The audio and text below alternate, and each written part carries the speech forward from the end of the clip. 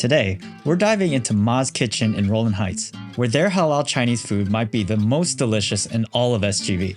You'll discover a dish that's not just delicious, but is huge and feels like it can feed a family of 4. Keep watching and prepare to be wowed by even more dishes with unique flavors. It's QR code, but also paper menu, right? Yes, this paper menu looks like it's just the paper, but I think what they're known for is the big plate chicken, which has chicken and underneath there's like hand-pulled noodles. Also, I think the first good sign in here is that it smells amazing. And then you can also scour the menu here. So we can look at the paper menu. You can also go here. Lamb shumai. Have you ever seen that in your life? Try it. Oh my God, I'm salivating. Everything here looks so good. All right, tough call here. We wanted to get a rice, but at the same time, do we want a rice or a portion of rice? They're both $2. Let's just get a portion of rice. We got the samsa. Which is apparently like a savory pastry in Central Asian cuisines. It looks like a wrapped dumpling, but it's been baked. And there's some sesame seeds on the outside, sort of maybe like lightly fried on the bottom. So what we learned is halal Chinese food, they use a lot of wheat. Oh, wow. The seasoning in the meat is really magical. There's like lots of different spices in it, and it's savory. On the outside, it's like a little bit chewy. It's really incredibly juicy with like lots of spices and stuff. This is awesome. Onions in there, tons of spices, so juicy. I think because of the lamb fat, oh my gosh. And the outside, it looks thick, but it's not. Look how thin the wrapping is. Yeah, you can see it right here. A little bit like a flat bread. $8 for 2. But it is 100% worth it.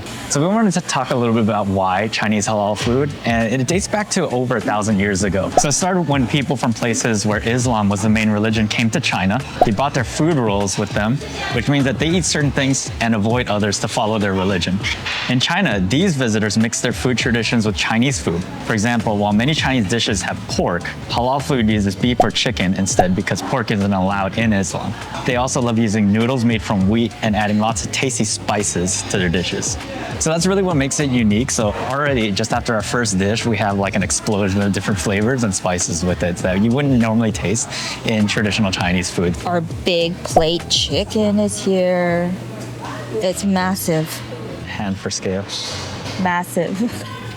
There's like chicken, there's potatoes, there's hand-pulled noodles. Onions, garlic. Mix it so the noodles soak up the sauce. You can get it bone in or without bone. And we got it with bone. It was a perfect dish. Spicy, mild spicy. There's a little bit of spice. Like the sauce that it's cooked in is really nice. It's not very like viscous, and it's like a little bit runny. And the chicken is incredibly tender too. Lots of times when you eat chicken, it's like a toss-up whether it's gonna be too overcooked, too rubbery. It's like a little bit of a spicy chicken stew. I feel like there's an interesting balance because of the mix of the spices. And not only that, but like, look at the size of this thing. What? 20 bucks. So it feels like you get like a really good value for it. Gonna mix this noodle so it soaks up the sauce. Try this chicken. Yeah, it might be intimidating because like you see all these chilies here, but it's surprisingly not like super spicy. It's not spicy. You taste a lot of the peppers and onions. The meat is very tender. And look at this noodle, it's so thick. Your favorite kind of noodles. Handful noodle. It's really, really big. It's really long.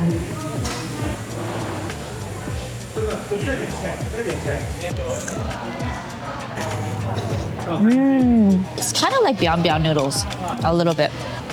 It's really good. Let's try this potato. This potato looks like it's been stewed and soaking up all the sauce. If you come here, you can expect lots of flavors and spices. We have our lamb shumai. It looks very handmade. It looks like a cross between shumai and xiaolongbao. Have we ever seen this anywhere No. on a menu? Shumai usually uses wonton skin on the outside. This one, it's like a handmade dumpling skin.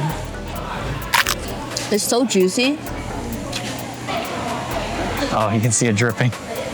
Essentially, it's like a lamb dumpling. It's very good. I think I would prefer this more than the traditional shumai with pork. because I love lamb. Another dish we love getting is the cumin lamb dish. This is the stir-fried cumin lamb. Yeah, you can see that there's a lot of veggies in it. The whole reason why we got like a little side of rice was because of this. It's very savory, and it feels like you need something to balance it out. It's a little salty, but this dish usually has tons of lamb flavor.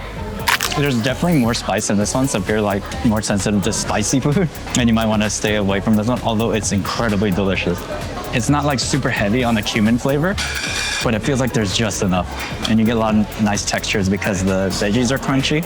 I've noticed that this lamb is not so fatty. All right, we have plenty of food to eat, so we gotta get working. We've killed off most of these, but I was just thinking like, it's too bad that lamb shumai is not a thing everywhere. The owner said that most places their shumai is store-bought. This is made by hand. Everything is made by hand and to order here. And she gave us a free yogurt. It's a cow's milk. I confirmed it was with cow's milk. Honey and some raisins. The yogurt's like super soft, a little bit sour. The sourness is balanced off with the honey. I thought it was kind of weird that there's raisins in it, but it actually works really well with the honey and the yogurt.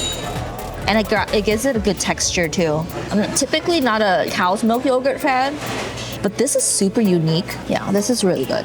Not only that, but it's a good balance for this because the spice is really creeping up on this. Yes, that's probably what it is. They eat yogurt to offset the spices. It's brilliant though, right? The owners are so nice here. They've told us about their food and where they're from. Come here.